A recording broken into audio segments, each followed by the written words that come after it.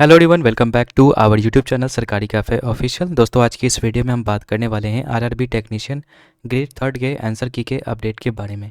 और साथ ही साथ दोस्तों, इस बार का जो आपका सेफ स्कोर क्या रहने वाला है, यानी कितने अटेम्प्ट करने वाले बच्चे इस बार मतलब होंगे कि हाँ उनका जो रिजल्ट आने का चांस रहेगा, उसके बारे में आज के इस छोटे से वीडियो में बात करेंगे। तो चलिए बिना किसी टाइम को देरी करते हुए अब हम लोग वीडियो को स्टार्ट करके आपको बताते हैं। तो अगर हम दोस्तों यहाँ पर रेलवे के इस 2024 का अगर हम ट्रेंड देखेंगे, तो यहाँ पर अभी तक रेलवे ने एएलपी का, एसआई का, इसके अलावा आपका यहाँ पर जो है टेक्नीशियन ग्रेड वन का, और साथ ही साथ दोस्तों आपका यहाँ पर जेई का एग्जामिनेशन कंडक्ट करवाए हैं। और उसका क्या ट्रेंड रहा है, आंसर की कितने दिनों के बाद आया यहाँ पे, उसका हम लोग थोड़ा सा यहाँ पर एनालिसिस देख लेते हैं। तो दोस्तों, अगर हम सबसे पहले बात करें आरआरबी एएलपी एग्जामिनेशंस के लिए, तो एएलपी का एक जो एग्जामिनेशन था फ्रेंड्स, आपका लगभग 25 से लेके 29 नवंबर के बीच में चला था। एंड इसके जो आंसर की है आप देख सकते हैं, लगभग 6 दिनों के अंदर यहाँ पर जो आंसर की आ गया था एएलपी की मैं बात करूँ तो। उसके बाद जो आपका जेई का एग्ज़ाम हुआ था, जेई का एग्ज़ाम जो आपका 16 से 18 दिसंबर के बीच में हुआ था। एंड अगेन इसका जो आंसर की था आपका एग्ज़ाम ख़त्म होने के लगभग 5 दिन के अंदर यहाँ पे आ गया था। यहाँ पे 6 दिन लगा था और यहाँ पे 5 दिन लगा। अगर हम बात करें एसआई एग्जामिनेशंस की, तो एसआई का एग्जामिनेशन आपका 2 से 13 दिसंबर के बीच में चला था। एंड इसका आंसर की जो है ठीक 4 दिन के अंदर यहाँ पर आ गया था। एंड अगर हम इस बार का जो टेक्नीशियन ग्रेड वन का भी आंसर की बात करेंगे, जो कि कुछ दिन पहले आया है, तो यहाँ पर आपको पता चल रहा होगा यहाँ पे कि जो 19 से लेकर के 19 और 20 दो दिन आपका जो है टेक्नीशियन ग्रेड फर्स्ट का एग्ज़ाम हुआ था। एंड उस हिसाब से देखा जाए फ्रेंड्स, तो लगभग 6 दिन के अंदर यहाँ पर जो है आंसर की आया है। तो ओवरऑल अगर हम देखें तो किसी किसी में 6 दिन, किसी किसी में 5 दिन, किसी किसी में 4 दिन। एसआई में 4 दिन लगा क्योंकि मतलब पोस्ट कम है और बच्चे भी मतलब उतना ज़्यादा नहीं भरे थे, इस कारण से जो है मतलब भरे थे, लेकिन इन सब बाकी एग्ज़ाम्स की अगर कंपेयर करेंगे तो उससे कम ही था, इसीलिए यहाँ पर 4 दिन लगा। लेकिन एवरेज अगर देखा जाए दोस्तों, तो आपका एवरेज 5 से 6 दिनों का टाइम यहाँ पर लग रहा है। ठीक है, 4 5 6 यही आपका लग रहा है फ्रेंड्स। अगर उस हिसाब से इसका एवरेज अगर निकाला जाए तो 5 दिन बन के आ रहा है, यानी कि 5 दिन के अंदर जो आपका टेक्नीशियन का भी आपका आंसर किया जाएगा। चूँकि टेक्नीशियन का एग्ज़ाम आपका 30 तारीख तक चला था, तो उस हिसाब से अगर हम कैलकुलेट करेंगे 5 दिन अगर कैलकुलेट करेंगे तो आपका जो है 4 तारीख बनता है, यानी कि 4 जनवरी। ठीक है, और अगर हम 6 दिन कैलकुलेट करते हैं तो लगभग आपका 5 जनवरी।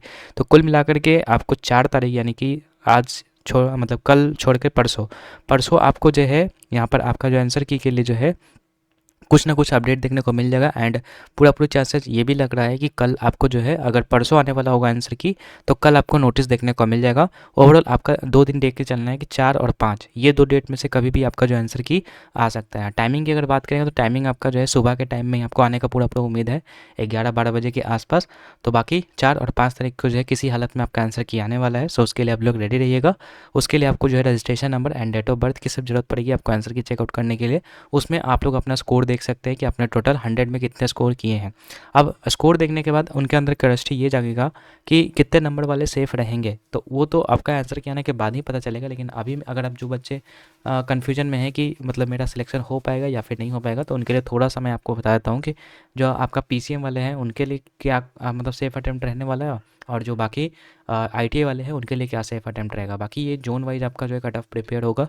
सो इसीलिए मतलब एग्जैक्ट कट ऑफ बताना थोड़ा सा मुश्किल है, इसीलिए ओवरऑल अभी जान लीजिए। उसके बाद आंसर की आने के बाद आपको जो है जब डाटा सामने आ जाएगा कि हाँ एक्चुअल में कितना स्कोर बन रहा है कैंडिडेट्स का, तो उस हिसाब से आपको बताया जाएगा। बाकी चलिए मैं आपको बताता हूँ सेफ अटेम्प्ट क्या रहने वाला है दोनों ही पोस्ट के लिए, मतलब आईटी वाले और ये नॉन आईटीआई वालों के लिए। लेकिन उसके पहले आपको बता देंगे दोस्तों, अभी देखिए रेलवे का अपकमिंग ग्रुप डी का अभी वैकेंसी आने वाला है, उसका फॉर्म भी फिल होने वाला है। और साथ ही साथ दोस्तों आपका जो है ये एनटीपीसी का भी एग्ज़ाम आपका शेड्यूल है, और कांस्टेबल का भी एग्ज़ाम है। इसके अलावा एसएससी बाकी 2025 का भी कैलेंडर आउट हो चुका है। तो अगर आप बाकी के एग्ज़ाम्स की प्रिपरेशन कर रहे हैं, उसका मतलब सोच रहे हैं कि उसको क्रैक करना है, तो उसमें मैं आपको बोलूँगा कि आप टेक्स्ट बुक पास प्रो को जरूर परचेज कर लीजिए। क्योंकि टेक्स्ट बुक पास प्रो का बेनिफिट ये है कि आप सभी एग्जामिनेशंस के लिए जो है मॉक टेस्ट आप दे सकते हैं, जो कि एग्जाम ओरिएंटेड रहता है। साथ ही साथ दोस्तों प्रीवियस ईयर क्वेश्चंस को भी अटेम्प्ट कर सकते हैं, चैप्टर टेस्ट को अटेम्प्ट कर सकते हैं, साथ ही साथ सेक्शनल टेस्ट को भी अटेम्प्ट कर सकते हैं। और यहाँ पे आप लोग अपना टेस्ट दे करके उसको एनालाइज भी कर सकते हैं कि आपका कौन सा जो टॉपिक है उसमें आप वीक है, आप उस पर काम करके उसको इम्प्रूव कर सकते हैं।